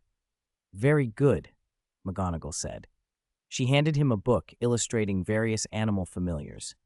Xian kept flipping through it after class, thinking, if he could find the easiest self-transfiguration for himself, would that be the path to becoming an animagus? Attempting such a transformation without proficient transfiguration would be unsafe, so he made deliberate practice his priority. Over the next week, Justin, Hermione, and Neville frequently saw oddities in the Transfiguration classroom. Wild boars charging through desks, a cat with luxuriously groomed fur licking its paws in the corner, sometimes tables sprouting extra legs. Even chairs weren't to be trusted. One moment, a chair might become a steam turtle. Fortunately, Xian cast only within his own space. Otherwise, Justin would have had to explain how much of his pot-shaped cake was eaten by a rampaging boar. On a cold, clear Thursday, Xian received a system notification. You have practiced an advanced intermediate transfiguration to a proficient standard. Proficiency 50. A new transfiguration domain title has been unlocked. Please check. By then, his transfiguration proficiency had already exceeded 9,000. He opened the panel eagerly. Transfiguration Master. Greatly increases perception of transfiguration, markedly increases transfiguration talent, significantly enhances the unique perception of turning non-magical matter into magic within the transfiguration domain. Unique perception of non-magic to magic. Xian thought of advanced transfiguration that transforms objects into magical constructs. A classic example was Headmaster Dumbledore turning the pool water into a water prison during the Battle of the Ministry, effectively making the pool itself into a magical trap that restrained Lord Voldemort. The pool was no longer simple water. It had become a water prison enchantment. That level of transfiguration showed how powerful the art could be. Before testing his newly increased talent, Xian packed his things. Thursday meant potions in the dungeons. The torches along the stone corridor flickered, throwing dancing shadows. The air had turned noticeably colder, and his breath fogged in front of him. He found the dim wooden door and pushed it open. The damp, musty smell and the sharp tang of potion ingredients greeted him. The fatigue from the refinement ritual had faded, and Xian was ready to tackle the task he'd left unfinished, investigating how a wizard's emotions affect potion making. Of course, that was assuming Professor Snape would allow him to make any adjustments. Chapter 96, 95, Genius of the Magical World. Heen was growing more familiar with Hogwarts Castle by the day. He could walk to the dungeons with his eyes closed. The glass cabinets full of ingredients felt like his own storeroom. He could now recall the placement of most potion materials. His potion notebook was already full, so he had begun tucking Master Libatius Borrage's notes on the improvement ritual into a second book. Sometimes Xian felt that the transmission of knowledge in the magical world was not continuous. Harry's potion skills had leapt forward after he got the Half-Blood Prince's notes, briefly even surpassing Hermione in certain areas, and Xian saw a parallel in his own progress. With Master Borrage's improvement ritual combined with the will-guided method, he had been able to produce a proficient-level swelling solution almost immediately. Ordinarily, a wizard would need a year or two of diligent study to reach that level. This revealed a problem. In many areas, magic didn't advance by steady, cumulative progress. Yes, the magical world did move forward overall. The uses of dragon blood were clarified by Headmaster Dumbledore in this century. The Wolfsbane potion represented a real breakthrough, and the Weasley twins later contributed clever inventions in alchemy. Brooms were faster and more advanced, and the magical community steadily absorbed Muggle technology. The night bus, steam trains, cameras, newspapers, and wizarding radio all marked an end to medieval isolation. But real, sustained progress was often sporadic. Dumbledore's discovery of the 12 uses of dragon's blood was one of the century's greatest achievements. Professor Snape belonged to the innovative wing, but his discoveries were often incremental. How to extract juice faster with a silver dagger, how counterclockwise stirring could change a brew. Spell creation had been especially rare. The only recent original spell She-En could think of was Snape's Sectum Sempra. She-En was also surprised to find that Hogwarts textbooks had not been updated for 40 years. The volumes he studied were the same ones Professor Snape had used decades earlier.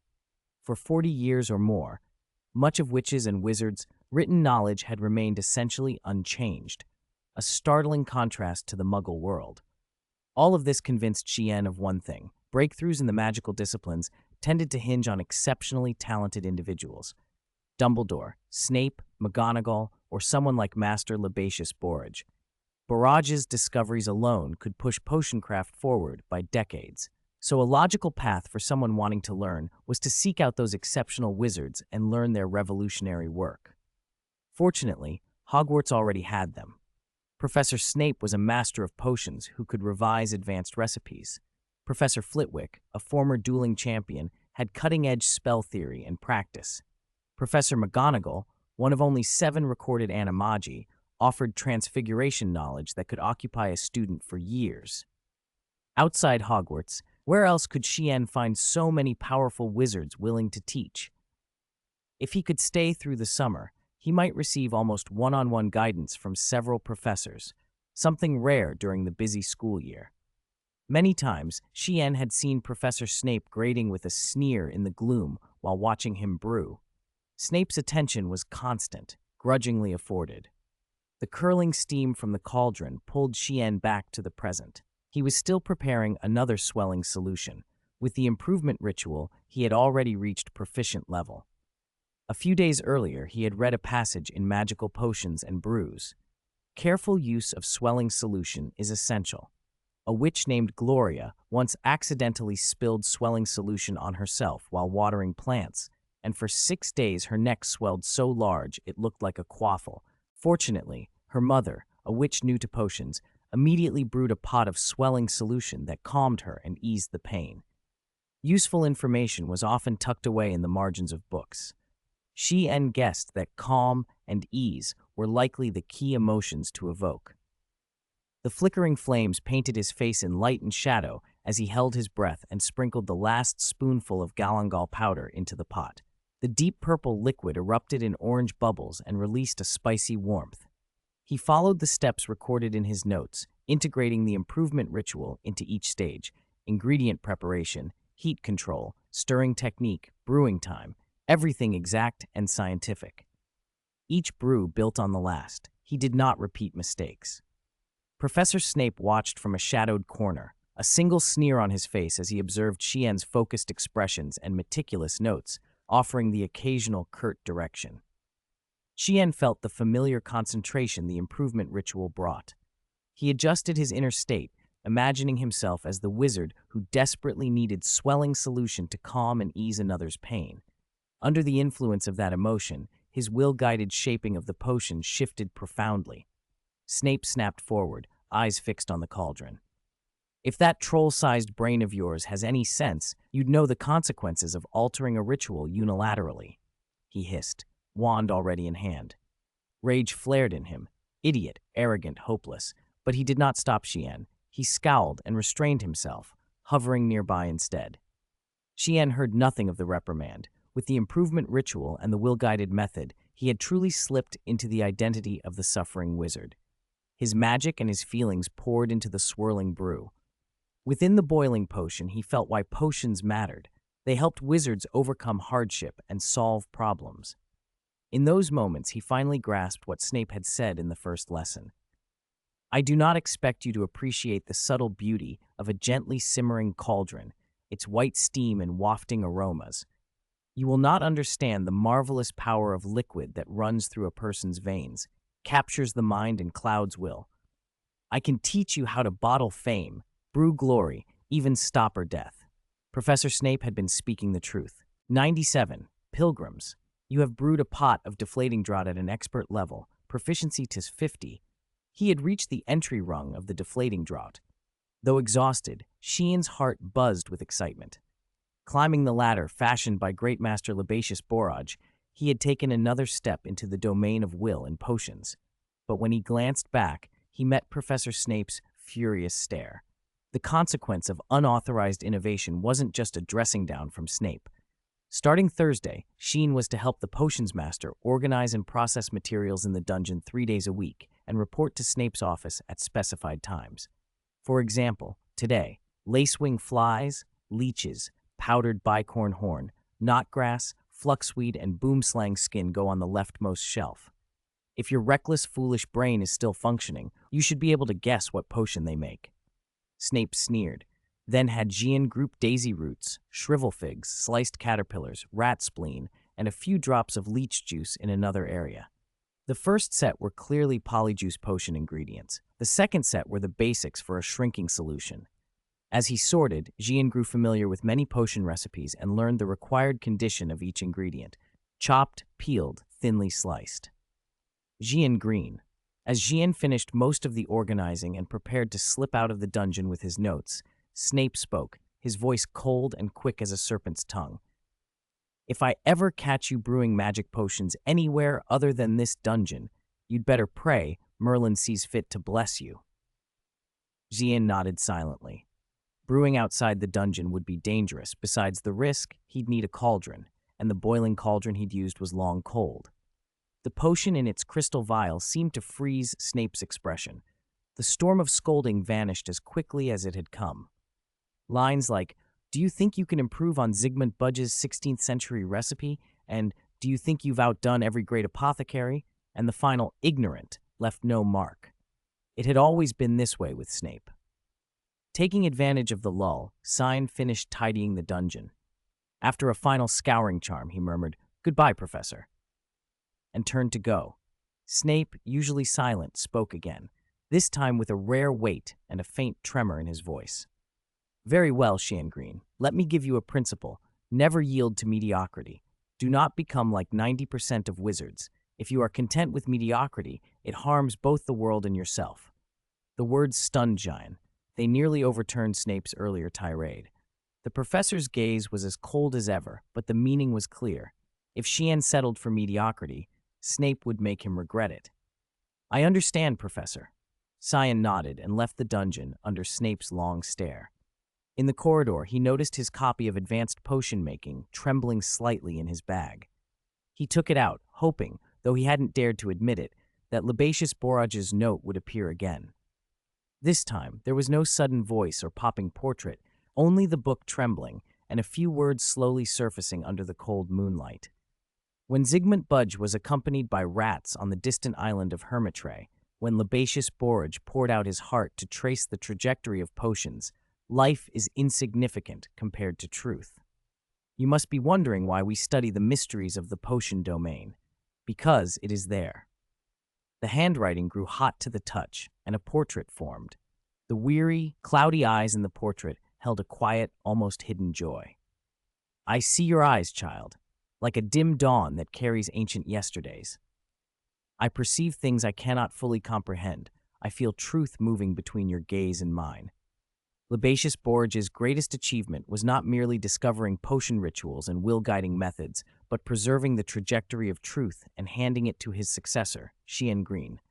We are pilgrims of faith in the dark. Only the eternal radiance of truth can dispel the numbness of ignorance. Remember, per aspera ad astra.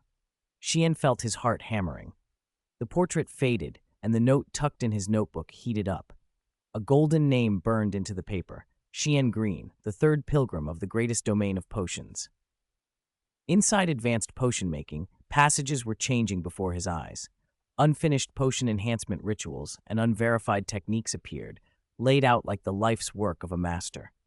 The book had become more than a purple-covered textbook. It had become Labacious Borgia's experiments, notes, and insights, clear and explicit, like the Half-Blood Prince's marginalia Harry Potter had once found. He slipped the book back into his bag. Moonlight filtered through the castle windows and splintered across the stone floor. Somewhere far off, the portraits muttered and the moving staircases shifted. Zian checked the altered handwriting again and immediately understood how much he could still improve his brewing. The excitement stayed with him straight through Friday. "Mr. Green, would you like to learn finite incantatum?" Professor Flitwick had grown used to Sheehan turning up at his side. If he weren't perpetually busy with school matters, Flitwick liked to imagine spending his days teaching charms to Ravenclaw's most diligent, humble, and talented student. What a joy that would be. He remembered Jean's stunning nonverbal spell last time, and the other mishap that didn't quite count. Hogwarts' workload being what it was, Sheehan had tracked him down in the staff room. The staff room was a large, wood-paneled chamber, guarded at the door by 2 talking stone gargoyles and filled with dark wooden chairs. An ugly wardrobe bulged with the robes teachers wore to lessons. It was said that Professor Binns, the elderly historian, once stood up to go to class and accidentally left his body in an armchair in front of the staff room fire, thus becoming Hogwarts' only ghost professor. Chapter 98-97, Finite Incantum Transfiguration, Finite Incantatum, Disillusionment Charm. Sheehan had chosen these 3 practical spells for himself. They gave him offense, defense, and concealment, respectively. Raising the latter 2 to expert level, improving his practical ability, and unlocking the proficient title in the spell domain were among his most important current goals. After the standard 4th-year spells, the difficulty of learning new magic jumped sharply. Sheehan wanted to be ready.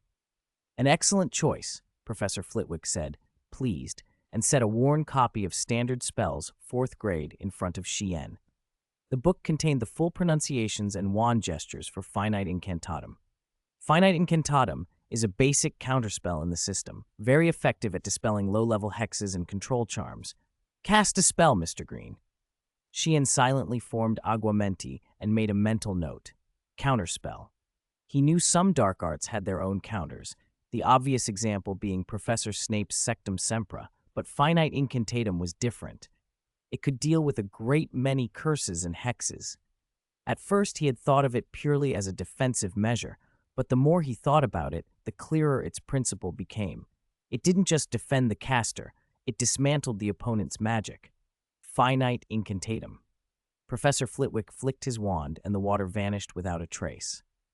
"Oh, did you notice that, Mr. Green?" Sheehan felt the force from his wand falter, his own spell dissipating as if it had been cut off. "The magic was blocked, Professor."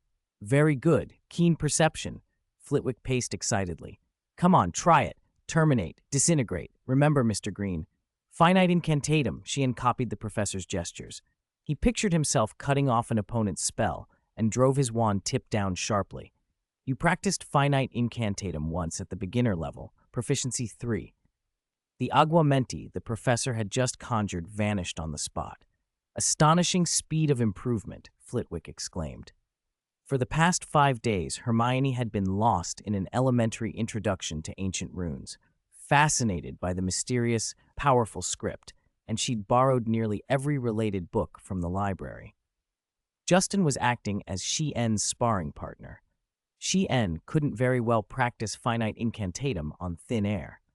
Neville had been sending feathers into chaotic flight lately, and Justin was learning the counterspell so Neville could practice on a small wooden board without worrying about losing control. Sheehan didn't expect that the Finite Incantatum he had just picked up would see real use so soon. "You practiced Finite Incantatum once at the beginner level, proficiency 3. You practiced Finite Incantatum once at the beginner level." They practiced until Sheehan unlocked Finite Incantatum at the proficient level. For the rest of the lesson, he coached an excited young wizard. Neville, nervous about losing control, watched intently as Justin and Sheehan demonstrated controlled effects. By October, the mountain air had grown sharp. Thin veils of frost and occasional dustings of snow rimmed the castle, and the lake's surface had begun to freeze. Students bundled into gloves and scarves, spending their free time chatting, doing homework, or playing by the common room fireplaces. Charms class on a Friday afternoon was especially cold without a hearth.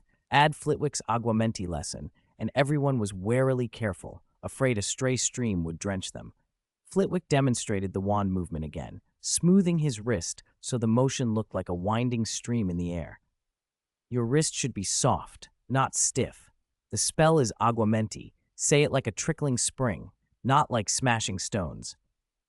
The classroom filled with whispered attempts and the whoosh of wand motions. Justin Finch Fletchley carefully waved his wand and produced a thin stream. It was weak, but it flowed in the right direction, and he sighed with relief. Nearby, Shien formed a graceful water arch and, with a quick flick and incantation, the trickle vanished before it hit the floor. "Oh, that's amazing," Justin murmured, a proud smile on his face. Flitwick walked over and nodded with satisfaction. "Very good, Mr. Green. 2 points to Ravenclaw." "Of course, good progress. 1 point to Hufflepuff, Mr. Finch Fletchley," he added. Among the students, Seamus Finnegan, in his orange-red jumper, stood out. Because of his record of accidental explosions, Flitwick had him take extra practice and watched him closely, putting as much effort into Seamus as into Shien. Seamus frowned, determined not to fail again. He gripped his wand as if it were the reins of a wild horse he had to control. "Aguamenti," he shouted, swinging his wand with all his strength.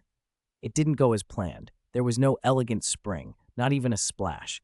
Instead, a deafening bang sounded, and a colossal, uncontrolled jet of water ripped from the wand like a broken pipe, more like an invisible water buffalo charging across the room than a neat stream.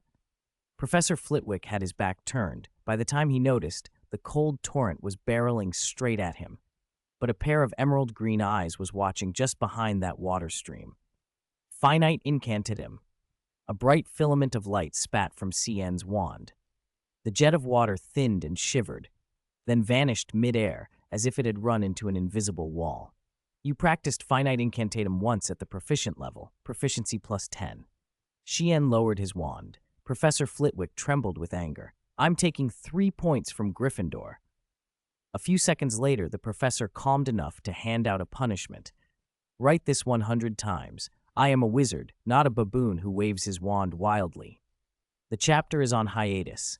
2 updates will be added over the weekend, so there will be 6 updates per day then. Sorry, October brought more than a chill. It brought a week of unrelenting storms. It was Sunday, and the weather was as foul as ever. Cold drops rattled against the windows, and the wind howled around the castle. From a corridor window, Shien watched a huge figure in a long moleskin coat and rabbit fur gloves, defrosting brooms in the broom shed on the Quidditch pitch. The lousy October weather made most students linger in the Great Hall. For days, groups of first years clustered in 2s and 3s around the fireplaces, happy to stay a little longer than usual. But it was unusual to see 4 first years from 3 different houses sitting together, which was exactly what Shien and his friends were doing. Shien cradled a cup of hot cocoa. Justin had dumped so many sugar cubes in his that the drink was almost sickeningly sweet. Piled at Shien's feet were several books, some on Transfiguration, some on ancient runes, all set on a thin fleece blanket. Ever since he'd started Advanced Transfiguration, Shien had been spending far more time reading than waving a wand. Professor McGonagall had handed him obscure, densely theoretical volumes, some from her private collection that weren't even in the library. Transfiguring a wizard's body or transforming an object into a conduit of magic were dangerous, complex things. McGonagall insisted he learn the theory thoroughly before she'd let him practice recklessly. She'd said it so many times it had become a rule. So for days, Shien had been poring over those Transfiguration texts and the pronunciations and characters of ancient runes. His hours in the Great Hall had increased, and as a small aside, the Badger House's desserts now included several new varieties.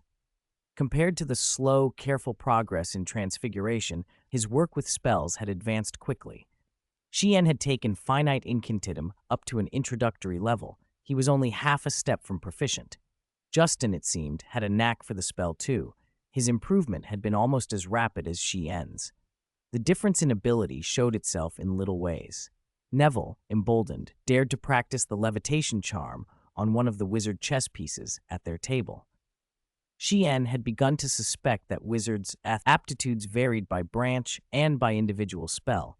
Harry, for example, still lagged behind Hermione at Wingardium Leviosa, but his skill with Expelliarmus was something else entirely. Spending more time in the Great Hall meant Xian witnessed more of the usual tensions.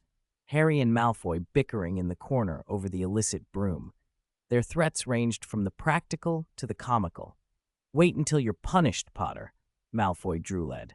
"First years are not allowed to play with flying brooms. I'm telling the professor."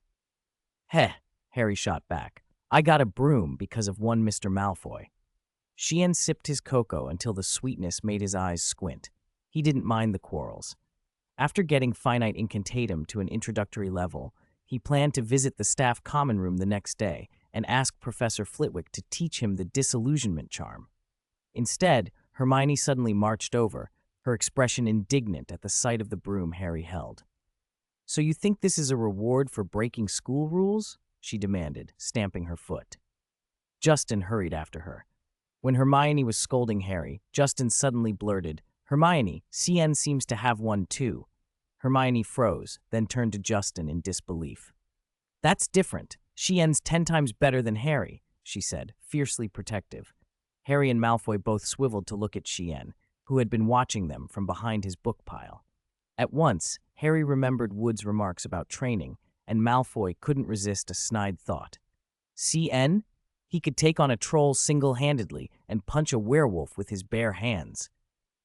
The two boys fell silent, the quarrel tapering off awkwardly, until Professor Flitwick appeared with his usual high-pitched voice. "I hope you're not arguing, children," he said. "Someone has brought a flying broom in violation of school rules, Professor," Malfoy hurriedly added. "Oh?" Flitwick's tiny face suddenly relaxed. "You do realize that Mr. Green passed his flying test?" "Why Green again?" Malfoy's mouth twitched. The matter seemed settled, if only temporarily. Xian didn't even notice that he had diffused a fight. He busied himself consolidating the 24 runes he had memorized, then rummaged through his bag for his advanced potion-making book and the notebook he used to record lessons.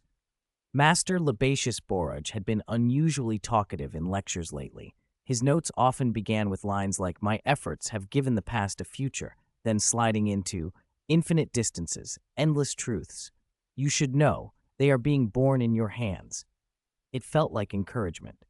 Xian set his quill to work. He wrote down a method for guiding potion fusion using focused wills.